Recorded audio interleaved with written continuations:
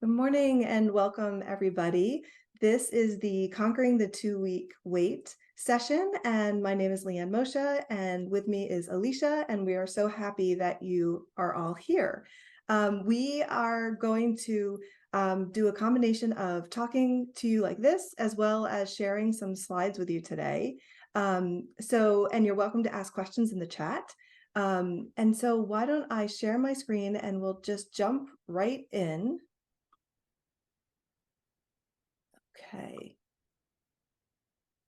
Okay. So again, welcome, Conquering the 2-Week Wait. Alicia, why don't I turn this over to you? Sure thing. And you're able to see me okay? Yes. Good. Hey, everybody. Thank you so much for joining our talk today. I'm Alicia Abdella. I'm a clinical social worker in private practice in Andover, Mass. I have been working with couples and individuals experiencing infertility, pregnancy loss, transition to parenthood for about 12 years. I've worked in a range of different locations and settings. I've spent time working at Mass General Hospital and their fertility center. And I've also spent some time working at Circle Surrogacy and Egg Donation, supporting both intended parents and recipients of donor egg, as well as donors and carriers. So I'm really excited to be here and chat a little bit about your emotions and your experience as you go through the 2-week wait. Great, thank you. And I'm Liane Moccia. I am a registered clinical herbalist. I help people who are on the path to parenthood improve their chances and support their bodies using herbs, supplements, nutrition, lifestyle changes. And I'm also a Resolve New England peer support group leader. So I run and support one group per month for people trying to conceive. It was my own fertility journeys that brought me to this place. I was, before becoming an herbalist, I was in corporate marketing for 20 years. And then I had my own fertility struggles and my own journey and path to parenthood. And after going through that, I realized there were so many ways that I could support myself, my mental health, my body, through the process. I discovered herbal medicine. I went back to school, became a certified herbalist and then a registered herbalist. And I've had my own private practice now, also in Andover, Massachusetts, for the last almost 7 years. And I work with people all over the country through telehealth. So that's a little bit about us. Let me... So what are we going to be talking about today? So you are in the right place if you are currently trying to conceive, or if you're planning on trying to conceive in the near future. If you're trying, whether you're trying on your own or you're going through IVF or IUI or other reproductive technologies. Really, when we're trying to conceive, there's this rhythm of the time that's pre-ovulation while your eggs are preparing and getting ready. There's ovulation time, whether that's natural ovulation or triggered or whatever it might be for you. And then we have that 2-week period of time where we're waiting to see, did it work? Do I have a positive beta? Am I pregnant? And we're really focusing on that 2-week period so that when you leave this talk today, you'll have strategies and tools to help support your mental health and body during those 2 weeks while you're waiting. So what will you learn today? So we're hoping to kind of share and talk about what you may feel or experience, right? Whether that's emotions, physical experience. We'll talk a little bit about tips and strategies to support emotions and mindset during this 2-week wait. Liane will share a series of herbs to help calm and support your body, and then where you would go for more help and what may indicate that more help might be necessary, and so how you're able to find that. And so we're looking to talk about that today. Great. So let's jump in. Oh, sorry. Awesome. So how are you feeling? So we wanted to open up the conversation today to talk a little bit about the emotional experiences that folks may feel. And as Liane had shared, right, kind of this 2 week wait, this term that we hear, it isn't always 2 weeks, right? It could be a little bit more, it could be a little bit less, but it is that period of time between ovulation and when an embryo implants. So this is the period of time where you're waiting to go back to the clinic if you're going through fertility treatment to take your first pregnancy test. And if you're trying to conceive on your own, this is before you take that first test at home. So really important to remember, you are not alone, and whatever you're feeling is perfectly fine. There will be no doubt a range of emotions that you may feel during this time. And all of those are completely normal and within what one would expect. And so, for instance, some of this could be anxiety, right? Stress, overwhelm, irritability, anger, uncertainty.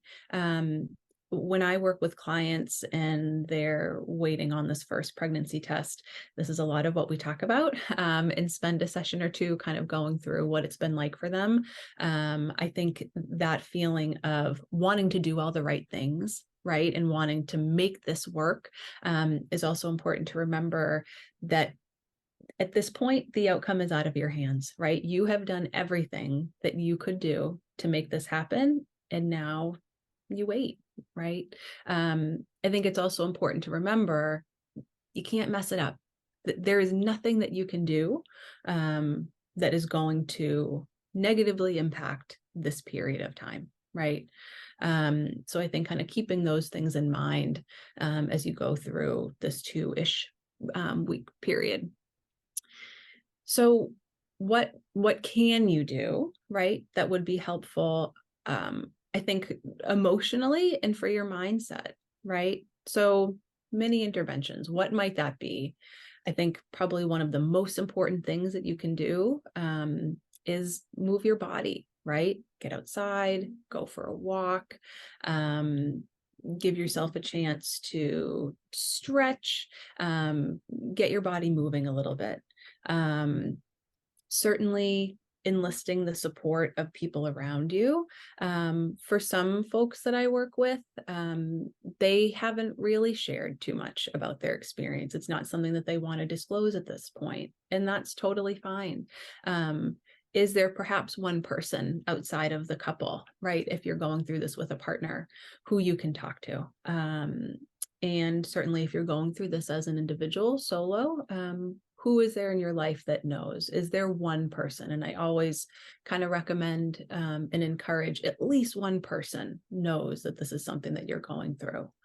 I think asking for help, right?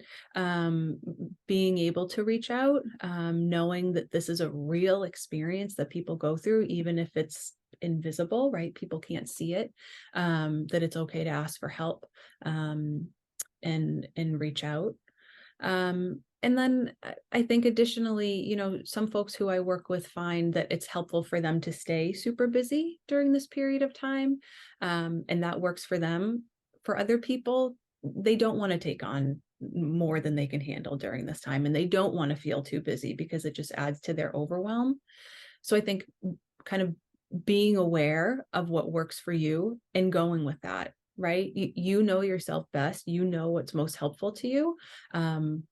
Keeping in line with that, whether it's being very busy or not, both are okay. And I would also say in line with that, setting some boundaries, right? Whether that's emotional boundaries where you're able to say no or decline. Maybe you get an invitation to a social event during this period of time and you're just not up for it. That's okay, right? Maybe if you weren't in this 2-week wait and there wasn't feeling like a lot on the line, you'd be more open to going. And emotional boundaries can also be, who you're spending your time with, what you're spending your time doing, and kind of knowing that this may be a brief period where you need a little extra self-love and self-care, and how might you do that? Yeah. This is great. Do we want to come off sharing screen and talk a little bit more about these things? Yeah. And then jump back? Okay. Yeah, that'd be Stop great. sharing. Okay. This is nice. So it's such a great sort of container to think about the way we're supporting our bodies through this period of time. And I see that a lot with the people that I'm working with. Sometimes we're grasping for answers to how can we get the outcome that we all want. And it's natural, and that's how we're wired, right? We're wired for self-protection and to help get what we want. I find it really helpful to remind people that, again, at this point, you've done all the work. That's You've right. done all the things. You've done what you need to do to get to this point. Now, for me, I want people to feel supported in the journey. I want them to do everything possible to help get through this, to support their mental health, to support their moods, their emotions, feel supported around them, whatever that looks like for them, so they can get through and come to this outcome in the best place they can be. Yeah. Yeah. Whatever the outcome is going to be, right? It's like setting yourself up for success as much as you can, with the priority being your mental health and well-being. Right. Right. And I think sometimes we forget that because we're so busy Totally. pushing, and sometimes you feel like you're trying to hack your fertility, or figure out a way to make this happen, that it's hard to sort of to let go with ease and grace and say, okay, that work is done. What can I do now to support me? Yeah, totally. That's right. Yeah, so there's a couple of things that I like to help clients think about during this period of time, and one is that there are herbs that are safe. That's the first thing we talked about. This period of time being, our bodies are pretty resilient. You've done the hard work, but there are herbs that are considered safe during this time, and there are herbs that are not considered safe when you're trying to conceive or pregnant. So the herbs that I'm going to talk about today are all considered safe in pregnancy. So they're certainly safe during this 2-week wait, and they can be helpful in just creating some ritual, creating some mindfulness. There was a really fun study that was done that showed that just the act of making a cup of tea and like holding it and then smelling it and enjoying it and drinking it, that alone was enough to bring stress levels down. And that didn't even take into account the herbs that could be in the tea that are also medicinal and helpful in supporting.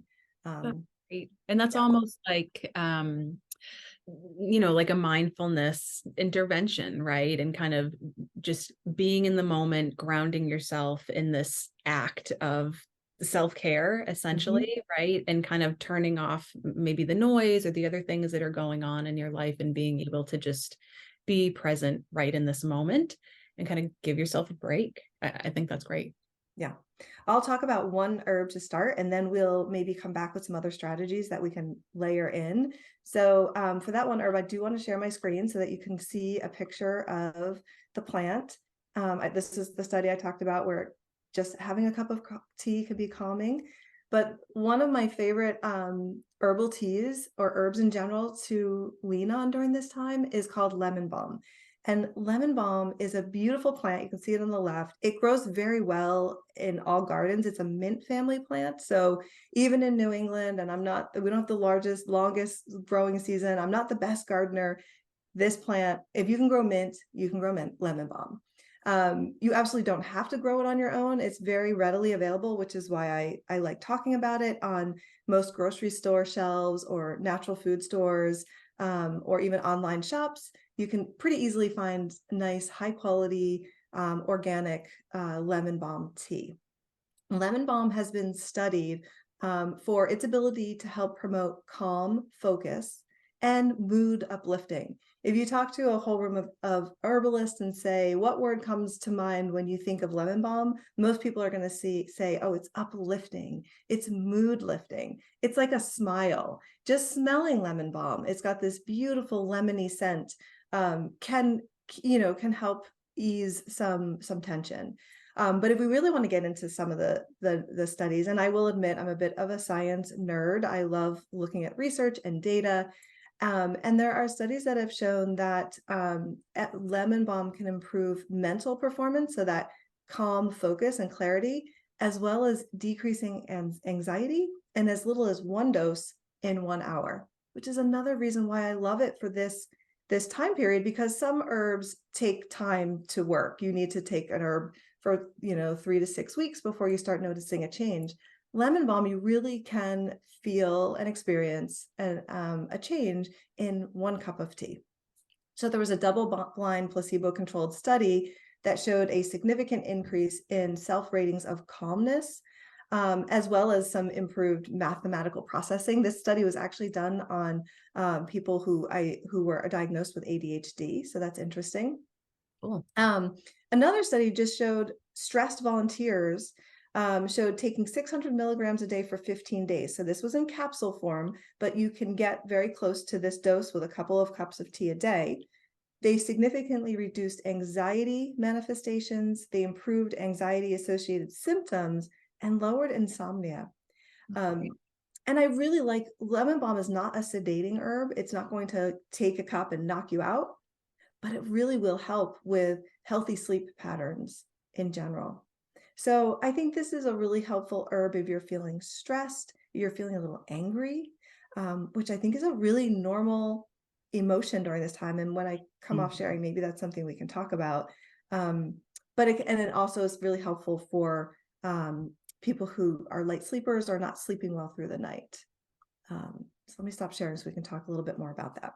Yeah, that's great. And I think, that's certainly something that I see in clients as well is when your stress and anxiety rises, right, it can impact your sleep. And if you're not sleeping, that directly impacts your mood, right? And so then we just get caught into this, circular effect of no sleep, bad mood, feeling stressed, struggling to sleep, so on and so forth. So I think having, this easy access to an herb, to a tea that allows you to just kind of lower that feeling of stress and anxiety and at the same time improve your sleep. I think that's great.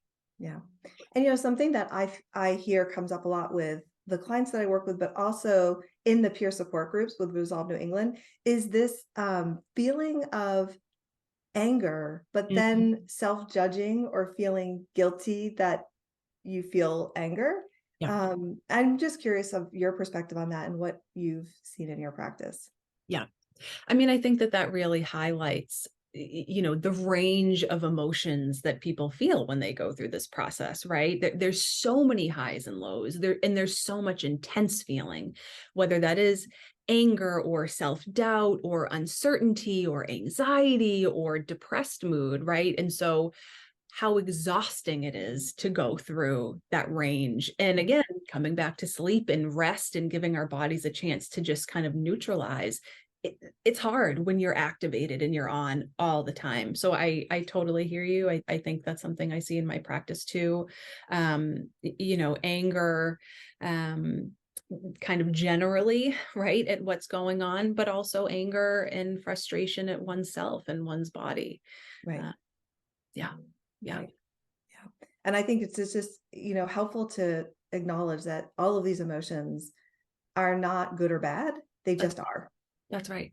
Yeah. That's right. And how hard that is, right? That we're kind of trained and we're, our first instinct is to judge it, but to really give ourselves a little bit of space and just notice it. And I think going back to that initial study that you talked about, just the act of making a cup of tea and, kind of sitting down, I would imagine, right, feeling the warmth on your hands, being able to smell the scent, sitting in a chair, feeling heavy in your seat. Those steps are what will kind of slow things down in our nervous system, which I know you're probably going to talk about a little bit later. But it gives us some space in separation from the feeling, I think is really useful. Yeah. Yeah. And a fun fact for people who are like, oh, that sounds great, but what else can the herb do for me? One of the reasons I love talking about lemon balm is that it is packed with antioxidants, right? And we're always being told, eat the rainbow. The reason we're being told to eat the rainbow is because of all the phytonutrients that are in all the different colors of food. And lemon balm is really high in a lot of antioxidants. So if you are someone who kind of needs that, extra push, you can think of a lot of these herbal, well, most of these herbal teas, and especially lemon balm, as just like this antioxidant rich, nutrient dense, powerful drink that, while it's helping nourish your nervous system and your mood and your anxiety, you're also flooding your body with a lot of nutrients that you need. I mean, if you've been going through assisted reproductive technologies, sometimes that can be a little bit stressful on our bodies, and even trying to conceive naturally, Yeah, so that it's nice to have that extra tool to help nourish and support our nutrient status. that's awesome. Yeah. It's very exciting, all the little side benefits we can talk about with herbs. Um, the other thing I wanted to go back to was sleep. So, I think that sleep is interesting, right? Because we need to have healthy sleep in Mhm, order to feel good. But mhm. then when we're not feeling good, we don't sleep well. So it becomes this vicious cycle. Yeah, There's also, you hear people telling you, get better sleep so that you can be in a healthier place. But then you start stressing about the fact that you're not getting good sleep, right? So it's a very circular pattern. right. I'm curious if you have thoughts about this or tools and techniques that you work with in your practice. Yeah. Yeah, totally. I mean, I think it's one of the first things that people report when I first start meeting with new clients or a new client. I have them kind of fill out mood scales and kind of give me a sense of where they're at. And something that's always endorsed is that their sleep has been disrupted during a period of time, right? So I think that's often one of the first things to go, and often kind of getting people into some kind of treatment, right? Or additional mental health support. Um, and so, yeah, the more pressure that we put on it, the more kind of self-aware we become of how much we need to do it, and then how difficult it is to do it, right? Um, and so I think, again, kind of what I had mentioned earlier, moving your body, and I can also appreciate when you are going through IVF or ART, you're told you can't really do a lot. You can't really exercise. For those clients that I have who love exercise, that's such a, helpful coping tool for them. It's taken away, right? And so at the very least, being able to walk, move, kind of get the blood flowing, right? That will certainly help with sleep. It may not be instantaneous, right? But as a practice, it's something that you can do. Light stretching, light movement, with what feels safe to you, right, in this time, because I know for a lot of my clients, they're very hesitant to do anything that they believe could negatively impact the outcome of the cycle. And so, doing what feels right for you, but knowing that it can be helpful for sleep. um it, backing off of the phone or the iPad before bed, giving yourself some downtime, making a cup of tea, an hour or so before you're going to start to go to sleep.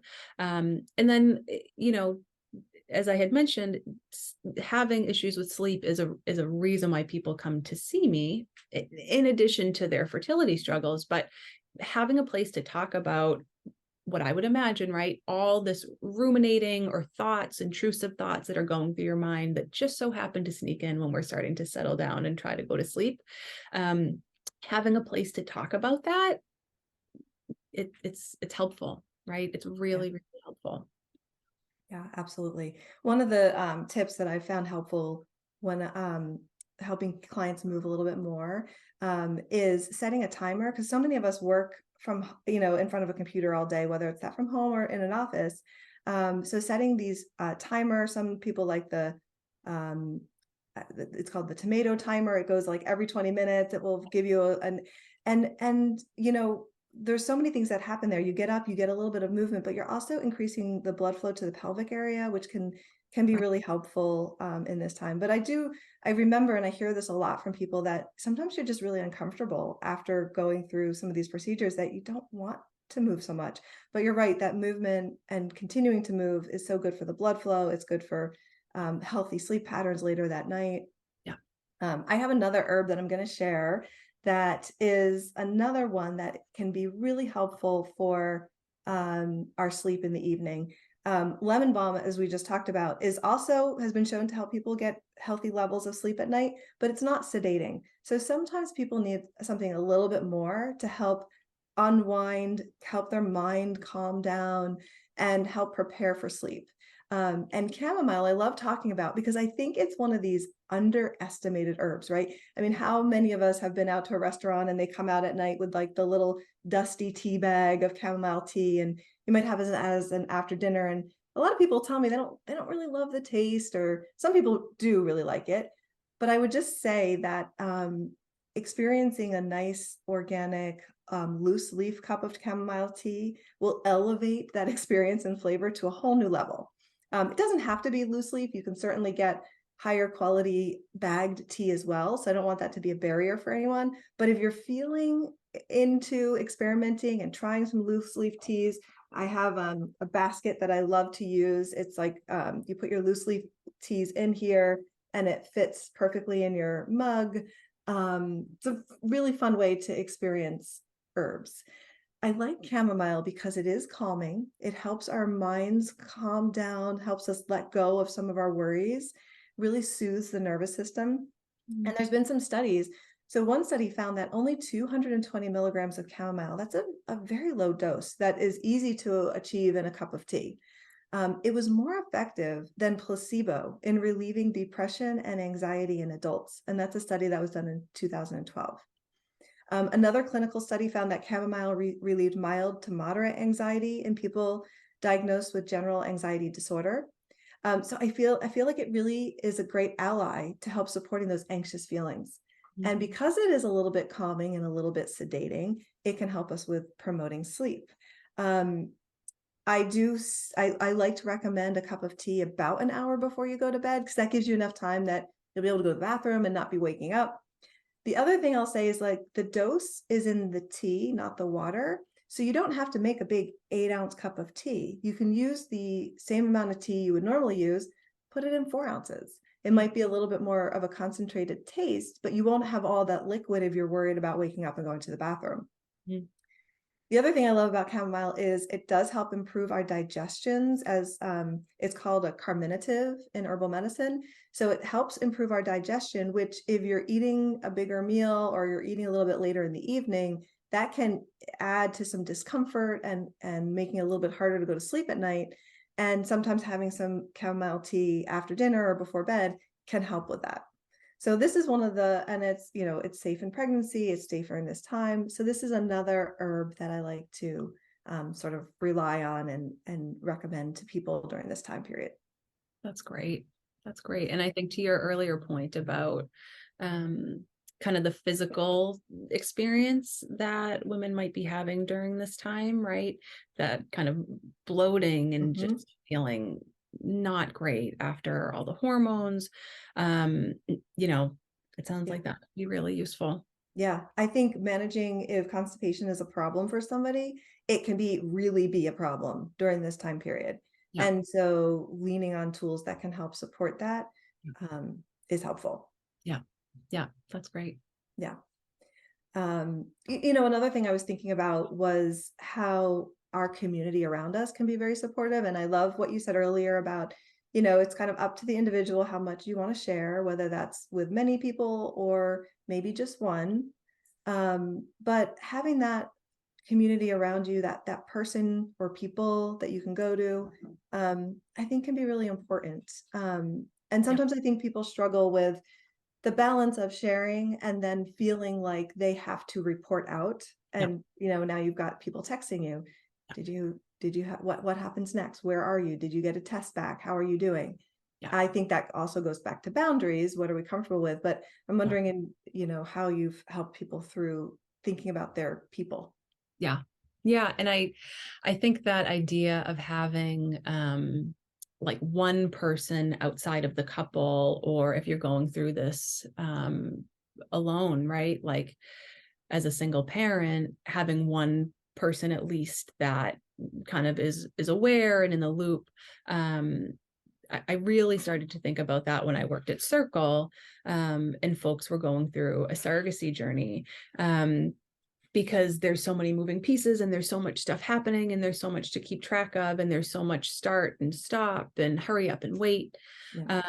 that having somebody outside of the journey to kind of give a different perspective, but also a listening ear, I think is really, really useful. And I think kind of separate from surrogacy, it really applies here too, right? Somebody who is maybe not in this world, right? Who's separate, kind of has a different perspective, can give you kind of different ideas. And for some people, clients that I work with, perhaps they're going through treatment at the same time that a friend is, or a family member, somebody they know. I have found that maybe isn't the best person, right? Somebody who's not in the midst of treatment themselves. I think that there can be a desire for connection and feeling like you're not the only one, which I think is where resolve comes in, right? To be able to connect with other people on this journey. But for your kind of close circle, friends, family, people that you see often or connect to often, I think having some separation about what's going on in your lives, I have seen in my clients to be really useful. You know, different perspective, kind of different set of things to talk about.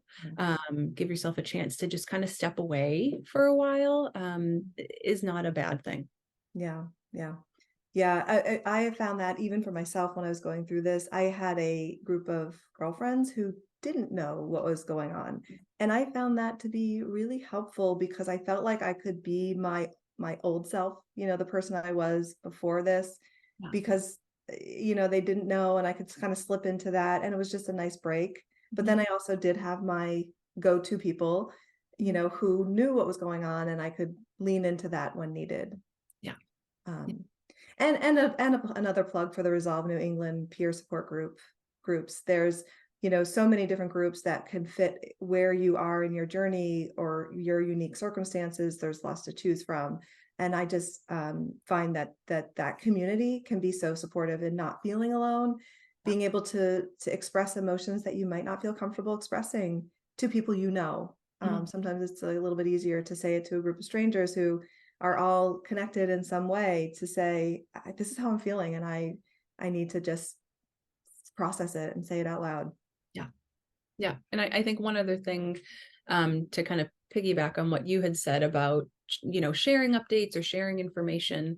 A lot of clients that I work with, will have somebody be like the point person, and they'll tell them, and then that person kind of disperses the information, Yep. maybe based on rules or guidelines that have been discussed, like who I'm comfortable with you telling or not, or when, but so that the couple or the individual actually going through the treatment doesn't have to be the one to be answering the texts and the emails and the calls and saying the same thing over and over again, because that's overwhelming. It is. Yeah, I love that strategy. I think it's can be a really great idea for a lot of people. Yeah. I have one more herb that I think is sort of relevant to what we're talking about. So let me share my screen. And this is reishi mushroom. So it's a mushroom, not technically an herb, but as herbalists, we work a lot with medicinal mushrooms. I love reishi mushroom because it's an adaptogen, and adaptogen translates to helping our body adapt to stress.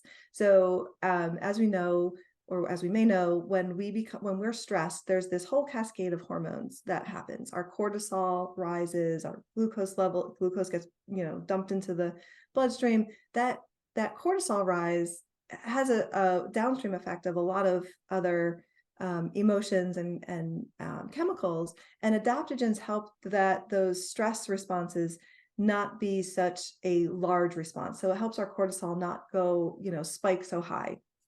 And then it just helps us feel a little bit more calm. It helps us react to stress in a little bit of a more supported way. I also love reishi mushroom because it helps support our immune system. It helps build energy. It helps calm our nerves. And it is one of those herbs that has a more longer acting. It takes a little bit longer for this to build up in the system. So little bits of reishi here and there can be really helpful, as opposed to, I'm feeling really anxious in the moment, I need something to ground me right now. I would reach for something like lemon balm or chamomile. This would be something I would say, let's start incorporating some reishi mushrooms in my daily life on an ongoing basis so that I am adapting to my stress in a little bit of a better way. It has some subtle calming effects on our nervous system. It can help with insomnia, stress, anxiety, in some beautiful ways. And why I think reishi is a really great thing to talk about right now is it's getting a lot of popularity and it's a lot easier to find. You'll see some of these coffee alternatives that have reishi mushroom in them. I will warn, for this time period of the 2-week wait in pregnancy, you just want to read the label and make sure that it doesn't have other things in it. Sometimes it does, but a pure reishi mushroom added to a little bit of coffee or added to one of my favorite ways, hot chocolate, can be really safe and supportive. And actually, as I'm saying that, let me just switch to this next slide, because this gives a nice overview of some ways that you can incorporate some of the herbs I've talked about today. And if you look on the right, you can see you can get cacao mix with reishi mushroom. What a great excuse to say, you know, I need some of my calming adaptogens right now. I'm going to have a cup of hot chocolate. And I thought about this when we were talking about community, because I think this is another thing we can share with people in our lives.